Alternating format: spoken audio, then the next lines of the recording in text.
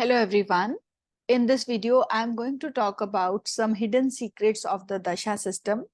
I have also made some previous videos on the interpretation of the Dasha, in which I gave you certain tips to keep in mind while seeing the Dasha in your charts. So friends, before beginning, I want to remind you that if you want to listen to the video in Hindi, I am providing the link in the description box.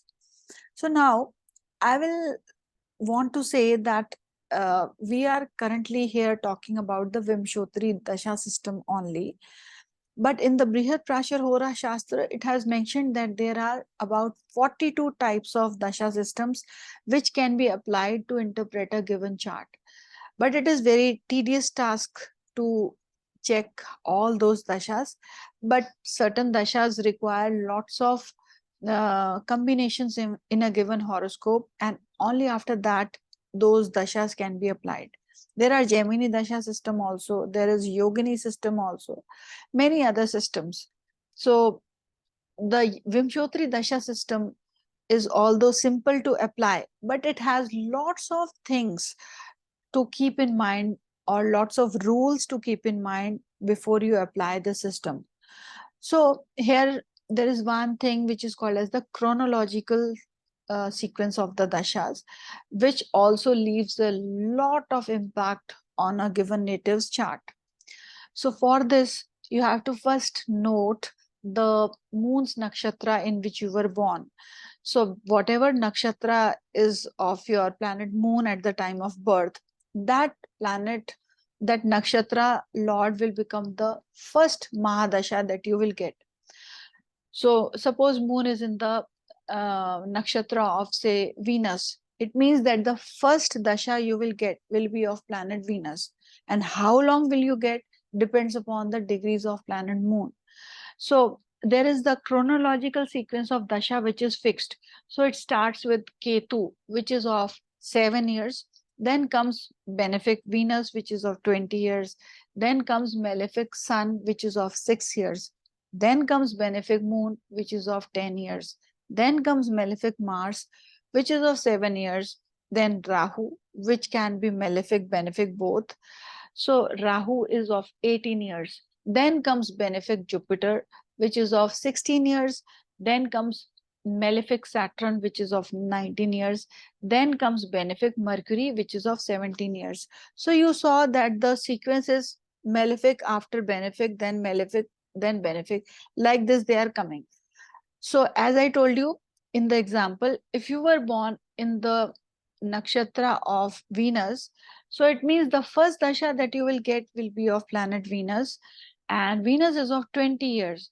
So friends, the first dasha is called as the Janam Dasha.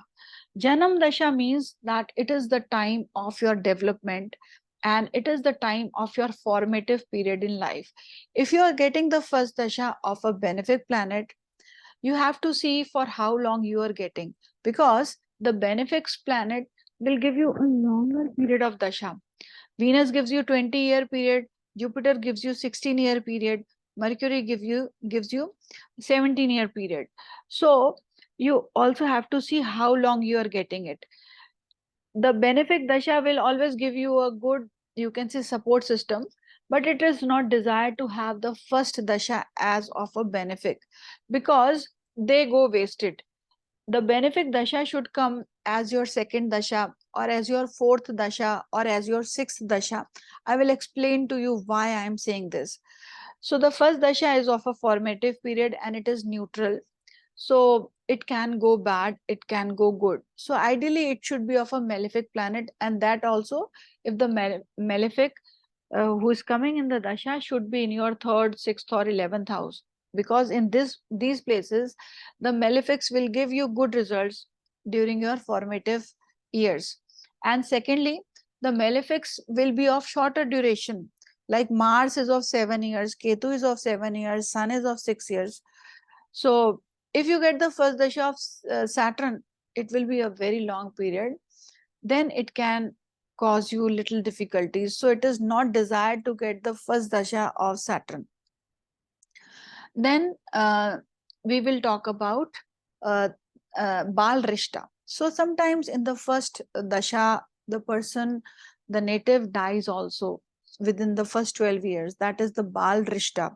So there the moon has to be given importance. So that is why the first dasha can be neutral or it can be good or bad, either ways. Depends upon the position of your moon and the condition of the dasha lord in this case. The second dasha is of the Sampat dasha. It is a period where you are getting lots of sampati. Sampati means wealth, valuables. So you add your family, you start earning during the second dasha. Basically, it's a period of rewards for you. So it is a good period for anyone and everyone, provided the dasha lord is also in good position to give you the results. So ideally, the second dasha should be of a benefic planet.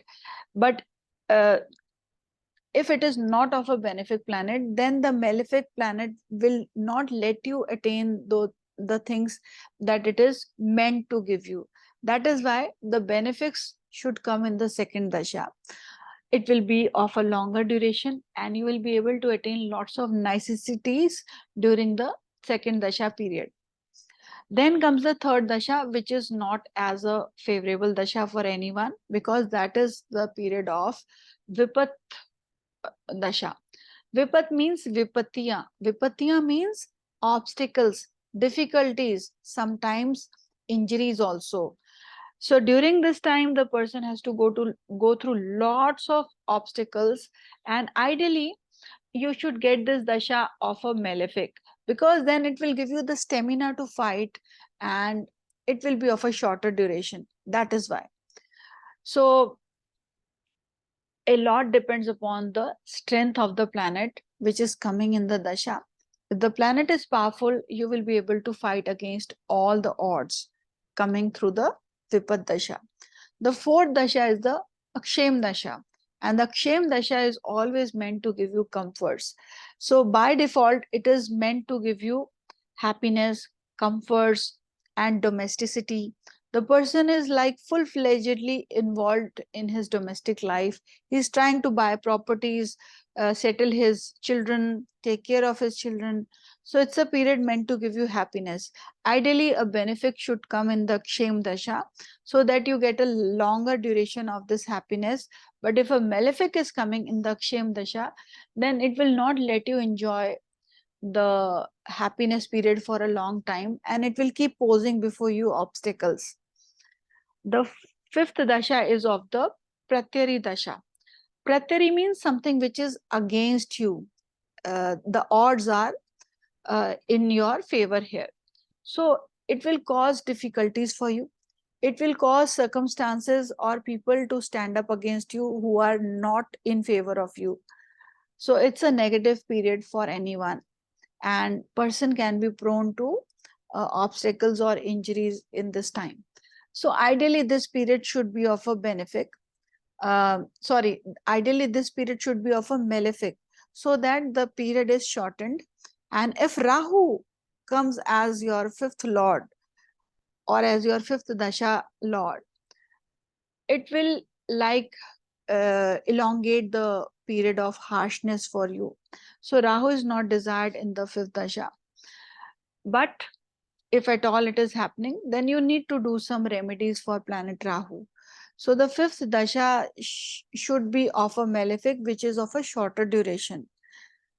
Then comes the sixth dasha, which is called as the Siddha dasha or the Sadhak dasha. So the sixth dasha is always good for everyone, provided the planet which is coming as the dasha lord is well placed and in good strength. The sixth dasha should be of a benefic, so that you are able to enjoy the happiness for a longer time. The sixth dasha gives you accomplishments, your desire fulfillment. So usually it comes late in your life, but if it is coming early in your life around 35 or 40, then you will be able to accomplish all the tasks that you have been desiring so far. So you will be able to achieve lots of things. Usually it comes in your 50s or after 50. So at that time, the person wants to grow in terms of spirituality. The person tries to seek inner happiness. So the sadhak dasha ideally should be of a benefit, so that you are able to have a peace of mind, so as to connect within your own self. If it comes as a malefic dasha, then the person, despite wanting to stay happy within his own means, will not be able to do so, because the malefics by their nature are going to cause some disturbance around you or inside you, or inner unrest. The seventh dasha is of the Vad dasha or Nidhan dasha. As the name is stating, it can cause destruction of self, or the person passes away during that time. If the period is coming early in your life and the person is having a long life, then by early I mean to say around 35 or 40, then the person may lose on those things which are very close to his heart. Sometimes people go through some big closures in terms of their professional life, or some big closures in terms of their livelihood or their relationships, or sometimes the person may even pass away during that time. If the Saturn is coming in the transit and the person is going through his Vad Dasha, then it can be a very devastating time for a given person.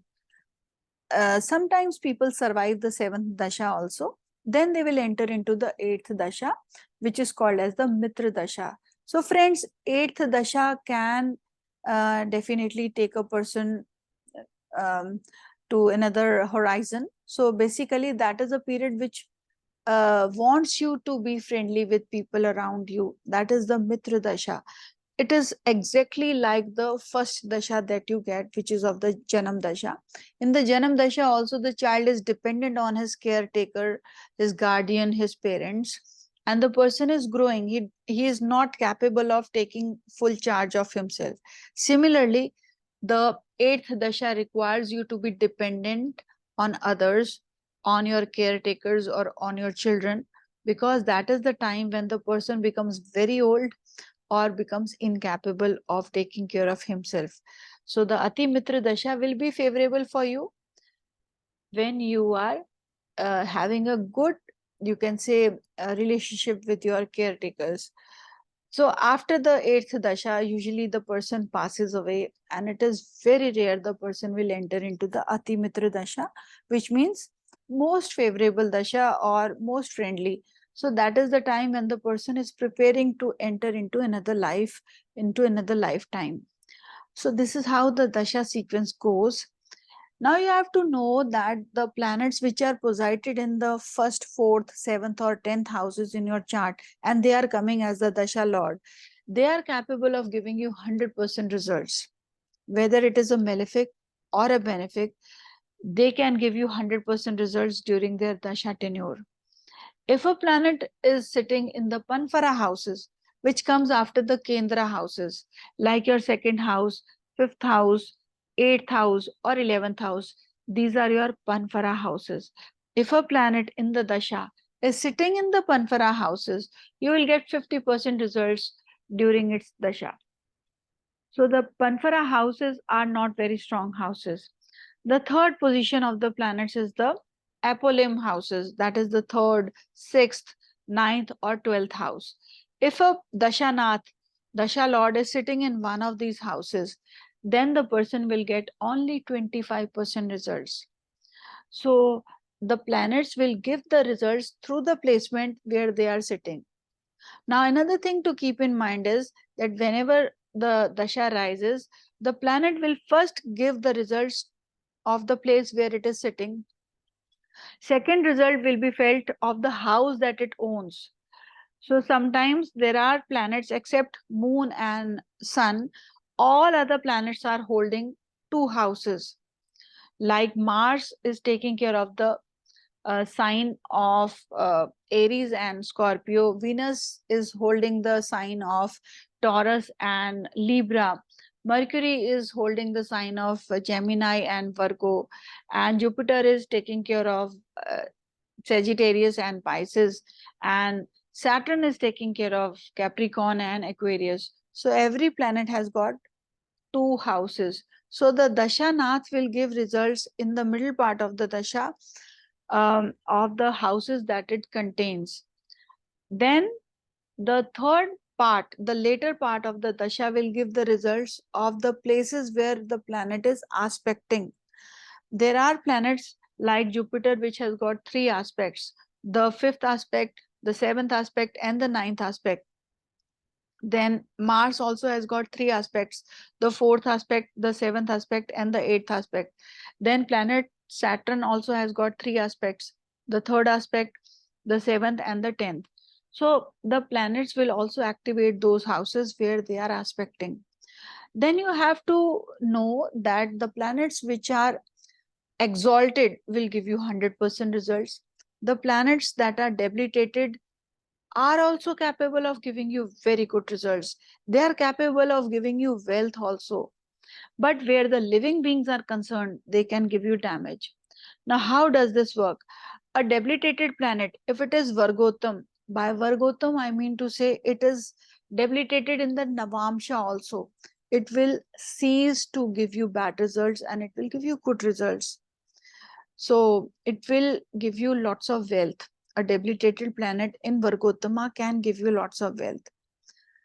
Now, the planet which is sitting in its Mool Trikon sign is bound to give you 75% good results. Mool Trikona are the odd signs. For Moon, the Mool Trikona is Cancer. For Mercury, the Mool Trikona is Gemini. Rest all Mool Trikonas are the odd signs. A planet in the own sign can give you up to 50% results. A planet in the friend sign can give you 25% results during its dasha. The planet in its enemy sign can also give you 12.5% results. And the planet in its debilitation sign can give you 6.25% results. So every planet is bound to give you results. And friends, during the period of current times, the Kali Yuga, the debilitated planets will do you a lot of good, because the debilitated planets will make you do hard work, and the exalted planets make you soft and make you lazy, because they are giving you everything in the silver platter. So in the current times of Kali Yuga, times of hardships, it is good to have debilitated planets so that the person can attain achievement through his hard work. And 95% of the times, the debilitation is getting cancelled. A lot of people say that the debilitated planets in the Kendra are not getting cancelled. No, if they are happening with respect to Moon and they are sitting in the Kendra houses, or they are just sitting in the Kendra with respect to your ascendant, the debilitation is getting cancelled. So a person having lots of debilitation and debilitated planets will be very humble and will be very hardworking and will attain lots of name and fame in his life. So it is desired to have debilitated planets in our chart. Then comes the retrograde planet during their dasha. How do they behave? So friends, they will cause you lots of expenditures during their period. They will cause you lots of travels, lots of foreign travels. Sometimes you will have to leave your native place and go far away. So the retrograde planets during their dasha can also cause health problems. The planet becomes very erratic during its tenure. So these are some of the points which are coming to my mind, which I wanted to share with you. So friends, stay connected, and I will make some more videos on the Dasha system where I will introduce you with some more points which you can apply in the interpretation of the Dashas. So for today, this is all, and stay connected. And if you have liked the video, do show your encouragement by hitting on the like icon and share it with your friends. And very soon I will come up with another interesting video. Until then, stay blessed and stay happy.